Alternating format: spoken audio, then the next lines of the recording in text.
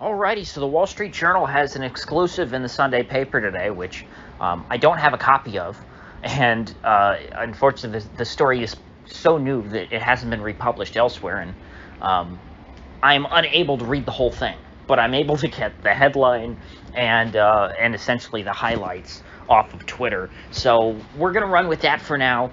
If there's more stuff that's in the actual article that when I'm able to read it later, once it's republished elsewhere, that I can read for free, I will go over that tomorrow. But there's so much that I know just from Twitter, from this article, that well, we need to go over it. So the Wall Street Journal has obtained copies of Jeffrey Epstein's calendar. So this is essentially his schedule on who he was meeting with on given days, and it seems this was quite a few years ago, around 2014. So I don't think they have like his calendar for every year for the last 20 years or something like that, or else they'd have a lot more interesting stuff. But even still, with this being so long ago, they caught a lot of currently very prominent people who were meeting with Jeffrey Epstein long after he was, convicted of trafficking minors. Long after everyone knew exactly who Jeffrey Epstein was. And so, in order of interest, number one is William Burns, the current director of the CIA. And even though William Burns, some of us were somewhat optimistic when he was appointed to be the CIA director because, he's one of the less terrible diplomats at the State Department when he was at the State Department. He wasn't big on trying to antagonize Russia. He was saying, hey, if we keep messing around in Ukraine, this isn't going to end well. Russia's probably going to invade and destroy this country, if we keep continuing down this path. So, there was some hopes from some of us, hey, this William Burns guy, he's said something, he's said at least one sane thing in his life. So maybe he won't be as bad as, say, a Mike Pompeo.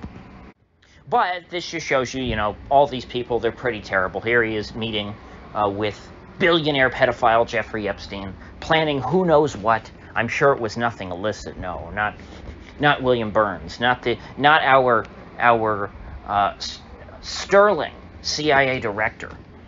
There's no way that current CIA director William Burns was meeting with Jeffrey Epstein about compromat that Jeffrey Epstein had on prominent individuals who he had honeypotted and recorded engaging in sexual relations with minors. There's absolutely no connection between Jeffrey Epstein's activities, the way that he was excused, the way that he was completely treated with kid clubs by the justice system. There's no way that there's a CIA connection there that was protecting him. Pay no attention to, what was he, the Commerce Secretary under Trump, Alex Azar, or no, Alex Azar was under Obama, wasn't he? I can't remember the exact guy's name, but Trump's Commerce Secretary, who said that Jeffrey Epstein was owned by intelligence because, of course, Trump's Commerce Secretary was the prosecutor who let Jeffrey Epstein off. That's who Trump picked to be in his administration. The prosecutor who let Jeffrey Epstein get away with kidnapping, imprisoning, raping, and pimping out young girls for decades. That guy who let that monster go scot-free was someone who Trump appointed to be the Commerce Secretary, and his excuse was, my hands were tied. Mr. Trump, I really did want to take down Epstein, but, he was owned by intelligence. Certainly the fact that Jeffrey Epstein was meeting with the current director of the CIA does not support that at all. No. There's no way that Jeffrey Epstein was owned by intelligence. That's a crazy conspiracy theory. There's no way that Jeffrey Epstein got whacked by the spooks because he knew too much about their blackmail operations. If you even suggest such a thing, you're a crazy conspiracy theorist. But even if it were true, Epstein's dead, so it doesn't matter anyway. All this is gone. He's dead, so there's no more girls being abused. There's no more prominent people being blackmailed. None of that's going on. The CIA would never try and control our society. They're just trying to protect us. That's what the CIA's job is. They're not, they would never try and manipulate our society. They would never use innocent children as pawns in their game. No, no, no, no, no. Not William Burns. Not the Central Intelligence Agency. Not in my country. Not in my backyard. Not my president. Speaking of presidents, one of the other people that Jeffrey Epstein met with was Obama's chief White House counsel. Obama's lawyer was meeting with Jeffrey Epstein while Obama was president. Gee, I wonder what the topic of conversation could have been there. Could Obama have been one of Jeffrey Epstein's past blackmail targets? Could Epstein have had compromat on Obama? Or was Obama enlisting Jeffrey Epstein's services, in conjunction with the CIA, to blackmail his own opponents, or perhaps his own allies, to twist their arms into doing as he wanted? I'm sure it was nothing nefarious like that. No one would ever engage in that kind of activity with Jeffrey Epstein, except for that Ghislaine Maxwell woman. Good thing she's in prison, right? For trafficking minors to no one. Oh, and did I mention that this former White House counsel under Obama is now apparently the top lawyer for Goldman Sachs? So again, this is not some important person that you should be worried about meeting with Jeffrey Epstein. This is actually, from what I've seen, the first big connection between Epstein and Goldman Sachs, because Epstein supposedly worked for Morgan Stanley back in the 80s, and then thanks to the U.S. Virgin Islands Attorney General, who has, they tried to shut him up, or her, I can't remember if it's a man or a woman, get him fired and all that over their prosecution of J.P. Morgan Chase, for J.P. Morgan's associations with Jeffrey Epstein being, the bank of Jeffrey Epstein, and also having all their high-level executives seemingly in bed with Jeffrey Epstein.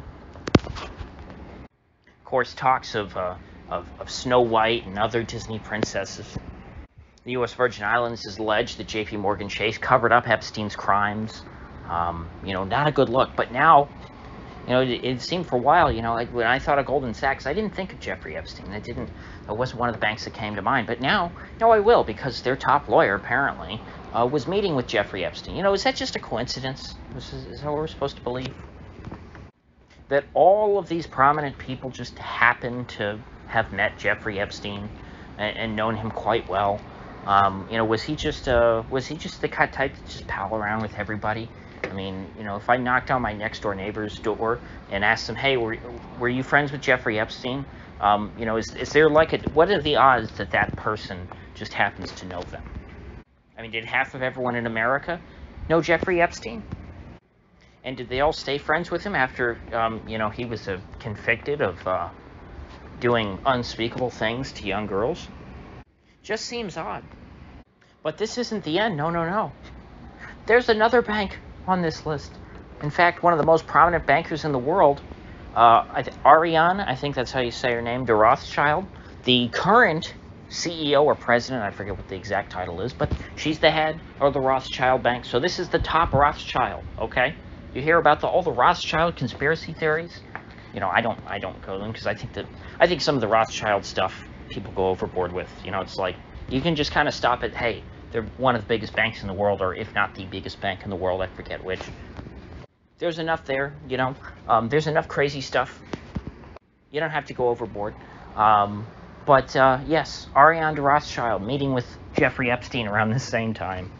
Isn't it strange how the most prominent banks in the world, J.P. Morgan Chase, Morgan Stanley, Goldman Sachs, Rothschilds, they're all intimately connected on a personal level with the leader of the most infamous pedophile ring in American history? Again, are we supposed to regard this as a coincidence? It's not like Jeffrey Epstein happened to meet with some guy from the CIA. It's not like Jeffrey Epstein happened to meet, a bank teller who worked for the Rothschilds. It's not like he happened to meet, some lawyer who happened to live in Washington, D.C. He was meeting with the future head of the Rothschild Bank, the future director of the CIA, the current White House counsel and future counsel for Goldman Sachs, a top associate of Henry Kissinger. Oh, and I almost forgot to mention Noam Chomsky. Good old Noam, you know, the 95-year-old sage or so, sentinel of, you know, of the real left-wingers. Someone who, you know, I've actually praised in the past, you know, for being a good anti-establishment voice, although in his old age, less so than in the past. He was a big forced vaccine guy. It seemed a little odd. And he's had a few other dud opinions. Well, here he was in 2014 meeting with good old Jeffrey Epstein in his post-conviction era. So Noam knew exactly who Jeffrey Epstein was. My suspicion here, and I don't want to get sued for defamation or anything, but my suspicion would be that I would think that Noam Chomsky would be the type of person who would be targeted by Jeffrey Epstein to be blackmailed. Because you've got a prominent anti-establishment public intellectual who had, you know, a very, you know, pretty prominent platform in America for decades, going back to the 60s. He was, you know, one of the most prominent anti-Vietnam War activists, you know, as well as, you know, academics, intellectuals. I mean, he was a respected guy who had influence over domestic politics. I would think, and he had a reputation as a maverick and an anti-establishment figure. And so I would think if I were the establishment and I were running a blackmail ring, he would be the kind of person that I would want to target. I would want to control Noam Chomsky and, you know, if nothing else, neuter him. Now, I'm not saying this happened. I have no evidence of that. I don't want Mr. Chomsky or his future estate to sue me. But again, I'm just saying, knowing Epstein, this does fit the pattern. He met with Alan Dershowitz, too, quite a bit. And, of course, Alan Dershowitz sued someone who accused him of wrongdoing and, you know, successful. Well, he got a settlement. So, I mean, you can't say that he won. I think he, yeah. Or did he win? I can't remember exactly. But the end result was that the person who accused Alan Dershowitz of wrongdoing in connection to Jeffrey Epstein, had to retract her statement. And I've heard Alan Dershowitz talk about it a lot. You know, I mean, I'm very borderline, you know, because kind of like my default assumption is if you were associated with Jeffrey Epstein, I'm going to assume you were up to no good. But, you know, in Dershowitz's case, I mean, he sounds pretty convincing to me. I'll put it that way. Now, I expect none of these people to suffer any consequences. They're not going to be fired. They're not going, you know, people around them are not going to say, ugh, I don't want to be associated with that person. You know why? Because all of these people know that they are all in bed with Jeffrey Epstein at some level or another. And when you live in a glass house, you don't throw stones. We'll be lucky if we know even half the extent of Jeffrey Epstein's pedophile ring decades from now, long after everyone's dead. You know, I mean, look at the Kennedy assassination. They still won't let us know the truth about that. You can do whatever you want to the kids when you're part of the global elite. They let you do it. It's your right. So, with that said, I will see you folks back here tomorrow.